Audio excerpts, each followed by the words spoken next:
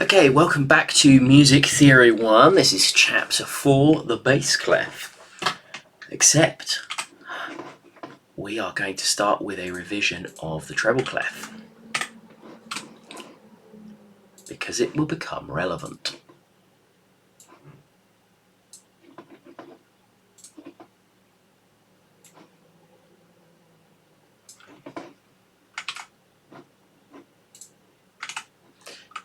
So, you will recall from last time that we learnt about the treble clef.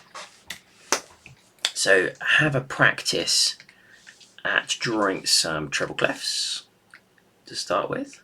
You can see I need to make my pen a lot smaller. A bunch of those. Practice as many as you like till you feel happy.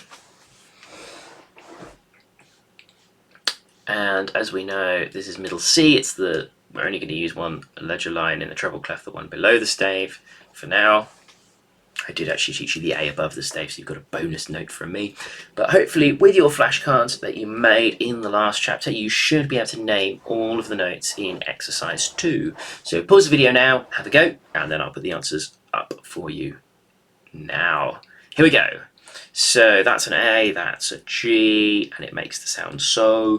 This is an F, and it makes the sound fa. This is an E, it makes the sound mi. This is a C, and it makes the sound do. This is an E, and it makes the sound mi. This is a low C, it makes the sound C. Well, it's middle C, isn't it, really? And then this is a B, and it makes the sound T. This is a G, and it makes the sound so. This is a re, and it makes the sound. It's a D, and it makes the sound re. And this is also a D, an octave higher, also making the sound re, and finally an F, making the sound fa. So, hopefully you have learnt those relatively well. If you haven't, revise from your flashcards. Practice them every day until you've got them completely memorized and you're able to name the notes. It's just like learning the alphabet, which many of you will not remember doing, but you probably did have to work at it. Okay, let's move on. We're going to introduce the bass clef in a minute, but I think it's quite nice if we introduce why we might want a bass clef. After all, we've got a treble clef, and we did learn last time that we could write an 8 below it, and then we could sing an octave lower. So why on earth would we want a new clef?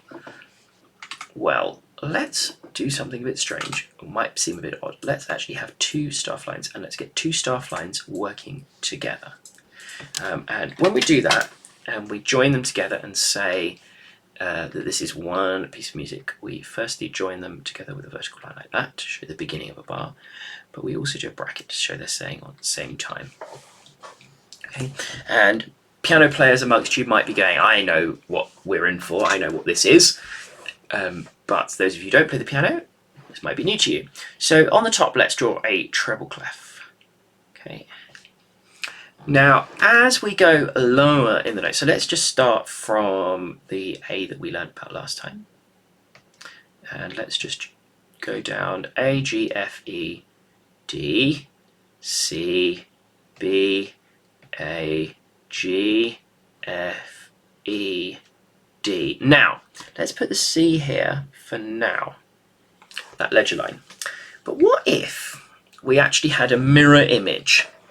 So instead of putting the C there, as we're used to middle C, why don't we put it in the middle? After all, it is called middle C. And let's imagine what would happen if we just kept getting lower down here. And we said that this is not the same top G as we have over here. I'll leave those blank because you should know them by now. Let's say this is middle C, which is the same as that note. And we say we could also draw it here. This would also be middle C. Okay. Then this note would be a B, and then an A, and then a G, and then an F, and so on. We could just keep going lower, and this would give us access to some very low notes indeed. And I'll go all the way down to there. And let's say we want them to be these notes, just continuing lower from middle C, and I will sing you them in a minute with the solfege so that you can hear how low we go. So if I start with perhaps the middle C, do. Let's imagine we want to go lower than that. So do, ti, la, sol, fa, mi, re, do, ti, la, sol, fa, mi. And we could keep going. But we've gone now to some very low notes. We have left the soprano and the alto range far behind, and we've even left the tenors behind towards the end, singing into the bass notes. And given that the basses don't sing very high at all, they mostly sing these lower notes, we give them their own clef, a bit like the treble clef is useful for originally the boy trebles. In the old days in the church, the older men who had the low voices, after their voices had broken, would sing bass. So they have the bass clef, and that looks like this. For reasons that are very unclear, and actually originally was this way around. And it's based on the letter F. You might think, no, it's not. It doesn't look anything like an F. You have to trust me that it is kind of an F. Right, and the two dots actually show you where the F is. Can you see? It's on that second line with this note. That is my F. So this is sometimes known as F clef, bass clef, F clef.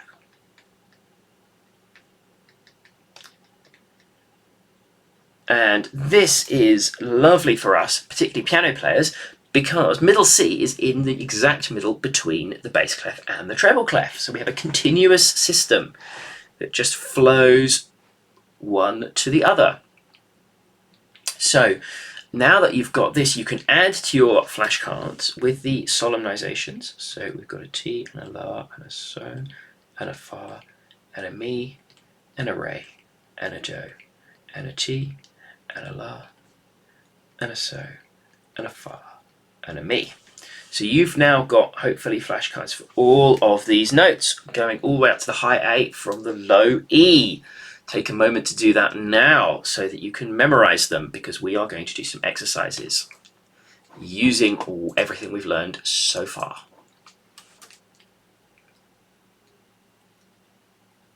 We use, remember, these anchor points. Middle C being the first ledger line right at the bottom in treble clef and the first ledger line right at the top in bass clef, and the central heart of the treble clef being the G, and the two dots in the bass clef being the F. And if you can remember those things, you can calculate all the other notes, but of course, when you're trying to read music while you're singing or playing, there is not time to do calculations, so you do need to memorize these. At the beginning, when you're learning, you will use a mixture of calculation and memorization. Later on, when you've become fluent, just like reading fluent English or any other language for that matter, at the beginning you had to sound out words to try them. When you're fluent, you can read them perfectly. Okay, hopefully you've got your flashcards now. So let's have a go at our bass clef and and treble clef exercises when we mix them up. We'll start fairly easy. Okay, so here are our bass clef exercises.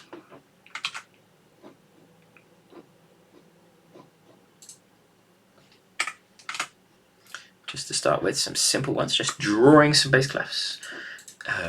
So have a little practice with those.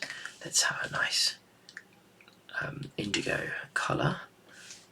Why not? So bass clef, two dots. Two dots are the most important thing. If the two dots are in the wrong place, you're telling us that F is somewhere else. You might be drawing old baritone clef or any of the other weird F clefs that we used to have back in the old days. When we check back at grade 3 and grade 5, you will learn about some other interesting clefs, but you don't need to worry about those for now. So practice your bass clef. Some people like to do this real kind of curl like that. That's fine, or a curl without a curl. Lots of options. I'm not bothered. As long as it's clear that those two dots around the F line, we're good. Okay, right, So that's that first exercise out of the way. Good job. Let's move on.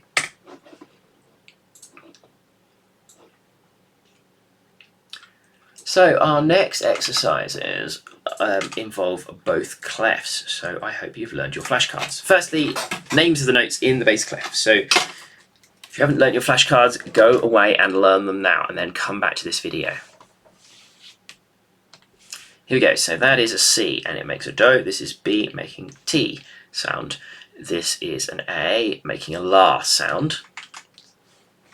Cross that A a little bit easier. There we go. Nice, wasn't it? That's a G, bottom G, making a So sound. This is an E, making a Mi sound. This is a G, making a So sound. This is middle C, right at the top of the bass clef, making Do. This is D, the middle of the bass clef, D below middle C. Very nice note for me, anyway, in the bass. And there's a B at the top, making a D sound. This is bottom F. Oh, I like singing bottom Fs. This is the F above that. Fa. A very nice clean note for a baritone. And then A there at the end. La. Quite a rich note. Okay, so hopefully we're able to do that without too many problems. The next exercise you could be given is to write the name of each note with mixed clefs. So this is a treble clef. So this first one, not the one they've done for us, which is a C in the bass clef, we've got a treble clef, and that is a D in the treble clef. It makes the sound re. Too high for me to sing. That is a B next in the bass clef, making the sound T. This is a middle C in the treble clef, making the sound Do. This is an F in the bass clef, making the sound Fa. Now this is a much higher F in the treble clef, which I'm not going to sing for you because you won't like it. But there's an F at the top of the treble clef. And then we've got a G in bass clef. So. And then we've got another bass clef note. This one's an A. La. And then we've got a B in treble clef. Can just about manage that in my falsetto. And then we've got middle C and bass clef, which we've already heard the sound of. Do. Not perfectly in tune from me there. Do. There we go. Okay, so hopefully you have been able to identify these notes. Don't worry if you need a bit of practice for this. Use your flashcards. Okay. Right, we're nearly at the end of today's video, so let's just do our final exercise. Here we are, exercise 4, page 9 if you're following along in the book. Draw the clefs that will make the letter names correct. So this is a kind of reverse of the previous problem. We've got notes in places, but we need to write the correct clef. So to make that an A, that is going to need to be the bass clef, then that bottom space. If we were a treble clef, that would be an F, which is in fact the answer to the next one. Yeah, we can see why we need the two different clefs now. The next one, to make that a D, that is going to be treble clef. The next one, to make that a G, that's going to be bass clef. To make that a C, that is treble clef. To make that an F, that is bass clef. 2 dots around that line makes that an F. This one is also bass clef. This one is also bass clef. 3 bass clefs in a row, my goodness. And this final one, breaking our streak of bass clefs, is middle C in the treble clef. Back to bass clef, that's an A. If to make that a G, that would have to be a treble clef. Probably draw that a bit better. To make that a D, that also has to be treble clef. 2 treble clefs in a row. But we are back to bass clef for bass clef middle C. And bass clef B. And here treble clef G. Another treble clef to make that an A. This is back to bass clef to make that a D. Bass clef for that lovely low F. Fa. And finally a treble clef for that E, violin open E. if you're interested. There we go. That's the last exercise for the clefs. You are now able to identify notes by letter name. This requires a little bit of practice, just like learning your ABCs. So if you haven't got it just yet, practice, practice, practice. See you next time.